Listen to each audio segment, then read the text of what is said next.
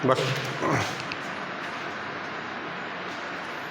Hello, BA third year political science की online classes में आपका स्वागत। देखिए, मैंने आपको कल बताया कि जैसे मैंने आपको एट फर्स्ट में ये कहा था कि कल अंतर्राष्ट्रीय क्षेत्र की प्रवृत्ति और अंतर्राष्ट्रीय संबंधों का जो आधार होता है वह संयुक्त राष्ट्र संघ को आधार मानकर चलता है।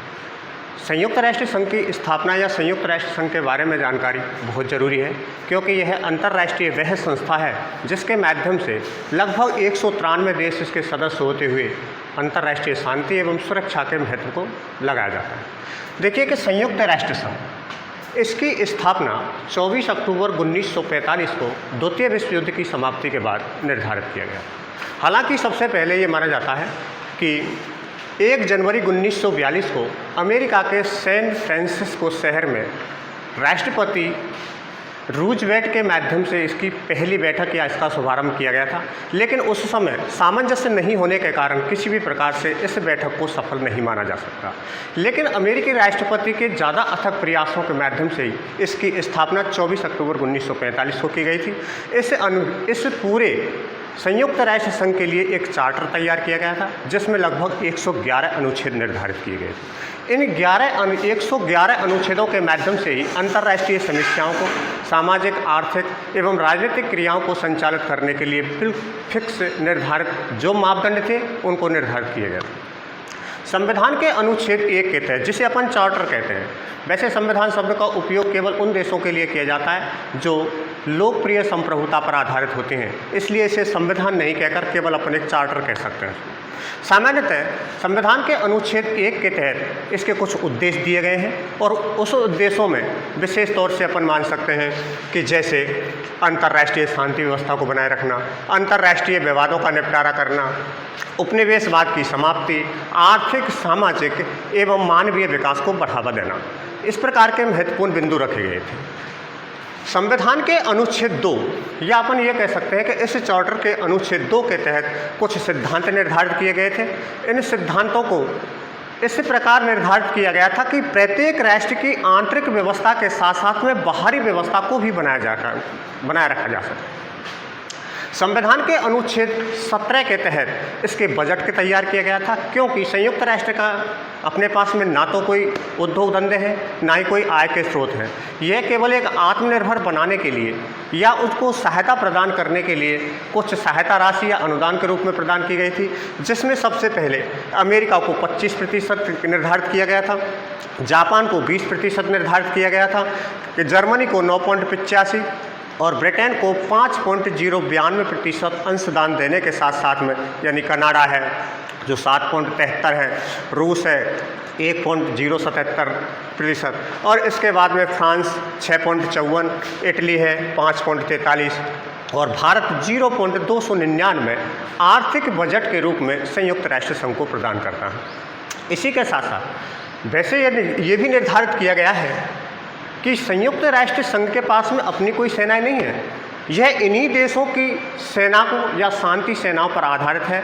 लेकिन जब भी संयुक्त राष्ट्र संघ को किसी भी शांति व्यवस्था बनाए रखने के लिए, अगर किसी भी प्रकार के कोई कार्यों के लिए यदि उसे सेना की आवश्यकता पड़ती है, तो किसी भी सदस्य राष्ट्र से वह कहकर उसे बाध्य कर सकती है और उससे सेना भेजनी पड़ती है। सामान्यतः देखिए कि अपन ये मानते हैं कि संयुक्त राष्ट्र संघ किन किन भाषाओं को अपनाता है। हालांकि ये बहुत सारी ऐसी भाषाएं विश्व की, लेकिन कुछ भाषाएं जो प्रतिशत के आधार पर ज़्यादा बोली जाती हैं, जैसे कि अपन मानते हैं कि एक चीनी, अंग्रेजी, फ्रेंच, रूसी और स्पेनिश, इन भाषा को ही मान्यता दी गई है। लेकिन जब अंतर्राष्ट्रीय क्षेत्र की जब मीटिंगें होती हैं तो उस समय भाषाओं के परिवर्तन करने की विधि और भाषाओं को परिवर्तन करने का उसमें सिस्टम भी जारी किया गया है। जिस देश का जो भी यानी प्रतिनिधि वहाँ पर बैठक में भाग लेता है, उसके सामने उसी आधार पर या उसी भाषा का इस्तेमाल कर सकता है। लेकिन वहाँ के दस्तावेजों को आधार माना जाए तो दस्तावेजों में केवल इन्हीं भाषाओं का उपयोग किया जाता है।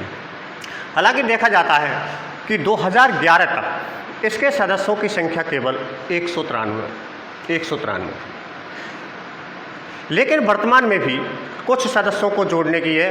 अंतिम सदस्य जैसे कि माना जाता है तो वह दक्षिणी सूडान निर्धारित किया गया था।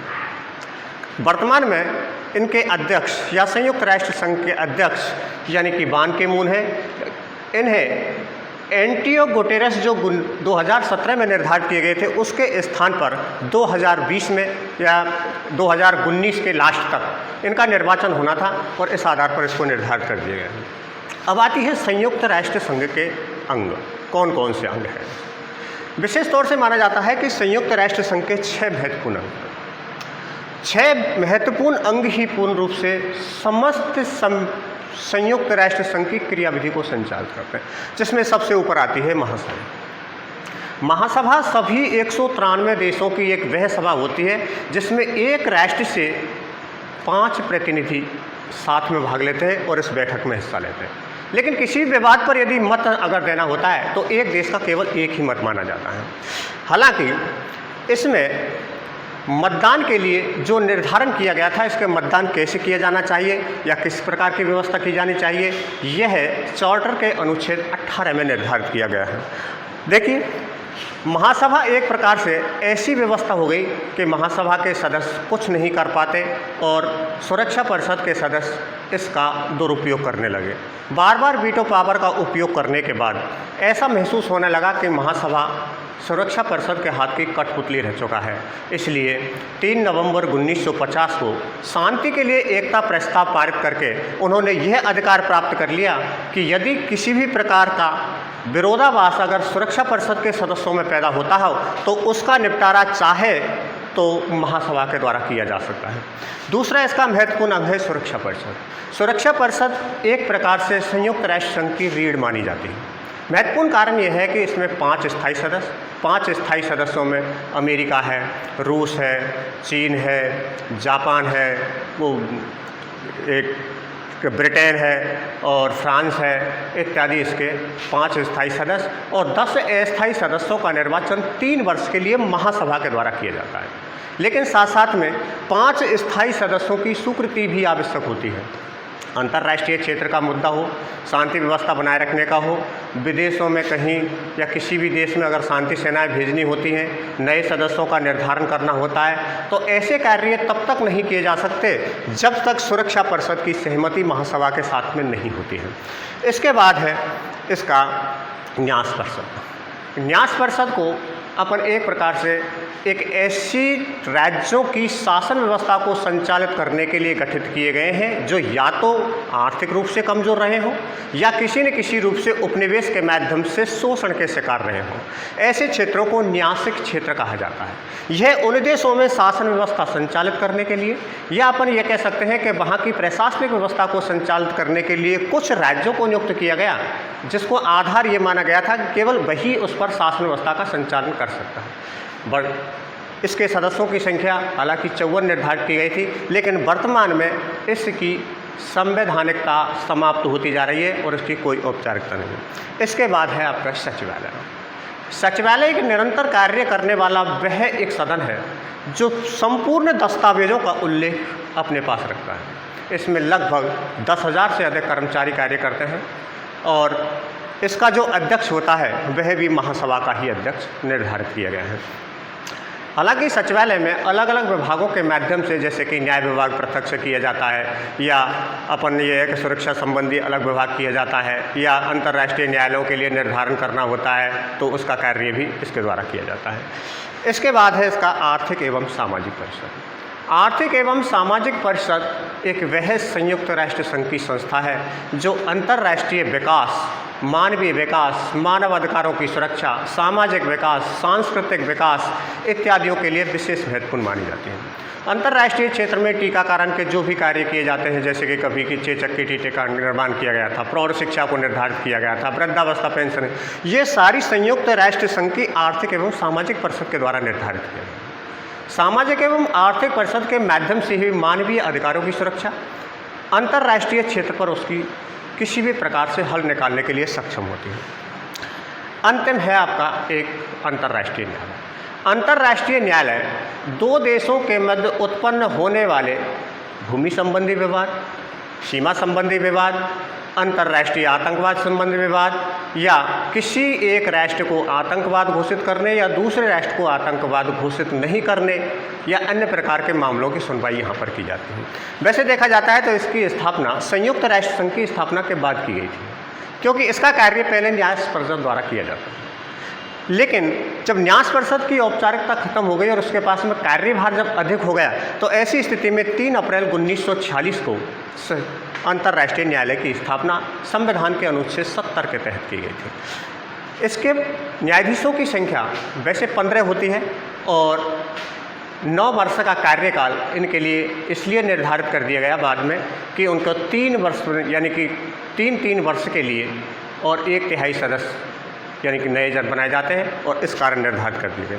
हालांकि इन सदस्यों का निर्धारण महासभा एवं सुरक्षा परिषद के आधार पर ही की जाती है। सुरक्षा परिषद में 5 स्थायी सदस्यों के साथ साथ में अस्थायी सदस्यों का बहुमत और महासभा में बहुमत होना अति आवश्यक होता है और यह इसी आधार पर ही कार्य कर सकता है। सामान्यतः अपन ये मानते हैं कि अंतर्राष्ट्रीय संबंधों के बारे में जितनी मैंने आपको कल जानकारी दी थी उसके बारे में ये बताया था कि अंतर्राष्ट्रीय संबंधों को या अंतर्राष्ट्रीय निर्धारण करने में संयुक्त राष्ट्र संघ एक प्रकार से सामूहिक सुरक्षा के सिद्धांत को अपनाता है।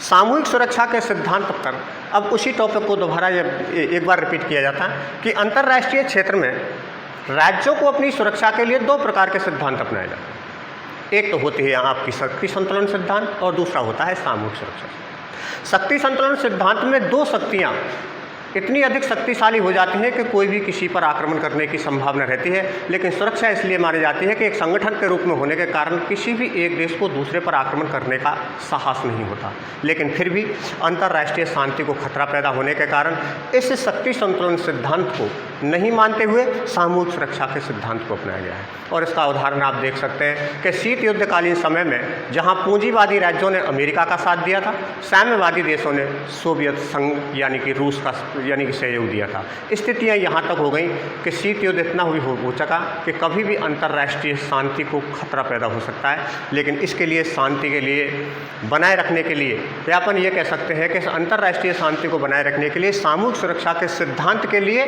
संयुक्त राष्ट्र संघ की स्थापना की गई थी। Next topic.